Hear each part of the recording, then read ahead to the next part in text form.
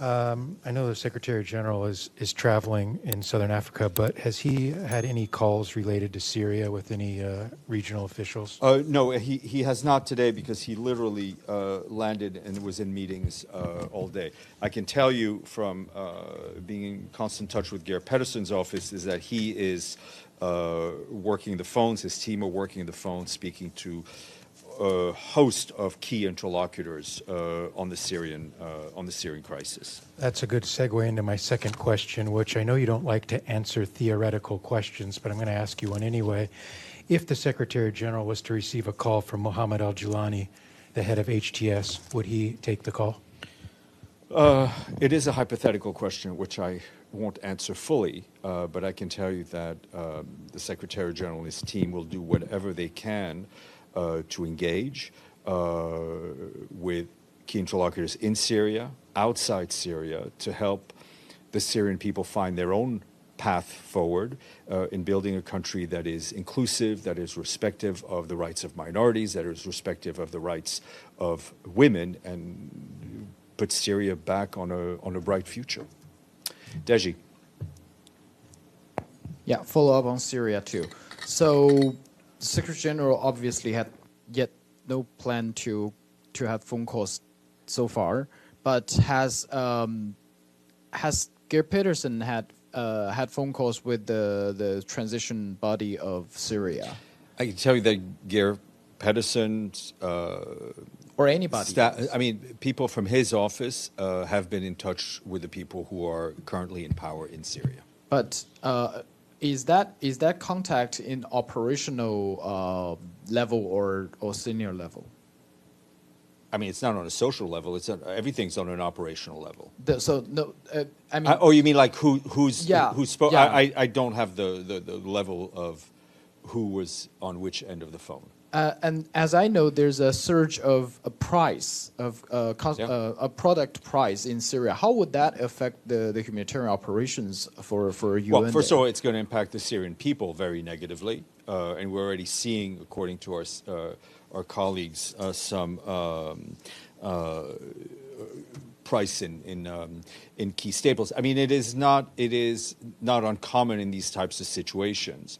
We hope that as stability returns, as security returns, as people feel as borders reopen, right, and goods can come in and out, that the price situation will stabilize. So far, no plan to shift all the cross-border humanitarian delivery back to Damascus, because as I know, there's no. No, I mean right now the cross-border from Turkey are continuing. As I said repeatedly here, as the situation changes, obviously things will be reassessed. But the criticality of the cross-border of getting aid from Turkey into northwest and northeast Syria remains. So there's no reason why we would shut down these routes immediately. One last question. I believe you mentioned this before a couple of days ago. Obviously you have to engage with multiple parties in Syria, but what is UN's mind to participate in the political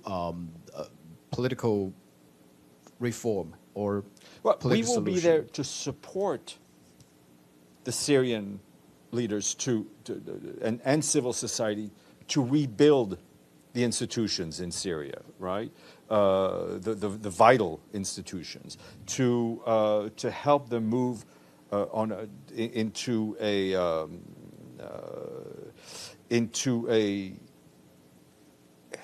a Syria where there is public order, where there is freedom, where there is guarantee of rights of minorities. We will do whatever we can to be helpful, and that's exactly what Mr. Pedersen is doing.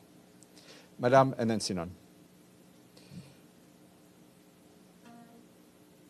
Thank you, Steph. Inam Dahan from Associated Press. I have 3 questions. Should I ask it one by one? How about one by one? Or Because fish? I have the memory of a goldfish, as Goldfish. I tell you. Okay, I remember that. Okay, the first question is about what measures are in place to protect the scientists in Syria, particularly those who have... To protect the what, sorry? The scientists, the chemists, the scientist, yes. Like the atomic researcher and chemistry. We know that two of them been killed already. Well, I mean, So- all civilians, no, they should, everyone should be protected. We don't want to see any arbitrary justice. We don't want to see any acts of retribution being had. So civilians need to be protected, and there needs to be a return of public order that is in line with general human rights and international norms. Your second Correct, question. but how can you protect their data? Their data been stolen. Well, All the I research can't. has been That's a stolen. level of That's the first. that's a level of granularity I can't answer from here. Right. Okay. The second one is with the expiration of the Caesar Act approaching. Is it going to be renewed? Qanun Qaisar, is it going to be renewed, or the sanctions on Syria I'm will sorry, be removed? my ignorance level is rather deep. The Caesar Act is.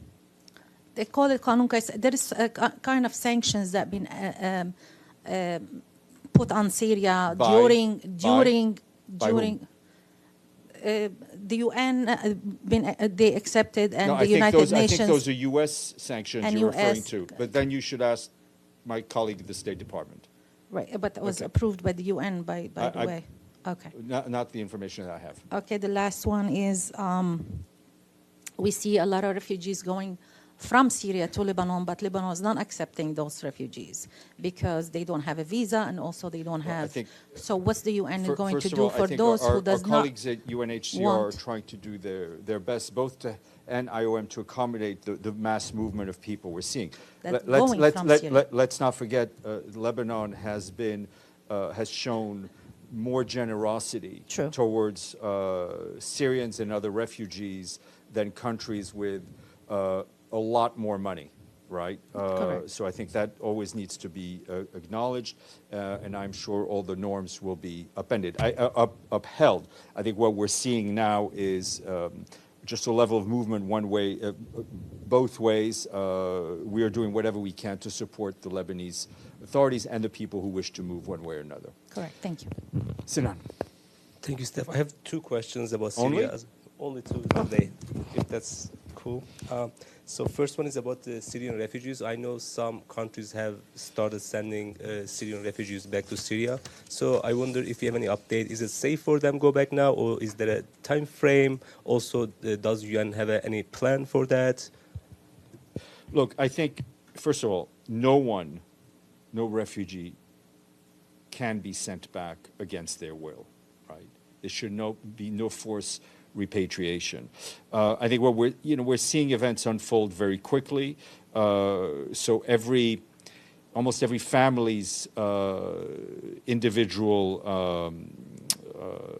circumstances will be different depending on where they want to go back. I don't think one can make a blanket statement of whether it's safe or not safe to go back. A lot of people are returning on their own. I mean, we've seen it on television. What is important is that people's rights be respected and their dignity be respected. Okay. The second question is, you mentioned that Secretary General is more hopeful after regime collapsed. And my question is now, HTS, which is affiliated with the Al-Qaeda, took the control of the country now. Is he concerned about that? How concerned he is? Look, I mean, I think the situation is what it is, right? We have to deal with the situation in front of us. We've heard the statements made by the leadership in Damascus that were conciliatory, especially towards minorities. It is important that the future government and the future framework of a government for Syria be representative of the people of Syria, that the people of Syria, regardless of their religion or their ethnic group, feel they are recognized in those arrangements, and we will do whatever we can to support the people in Syria in that sense.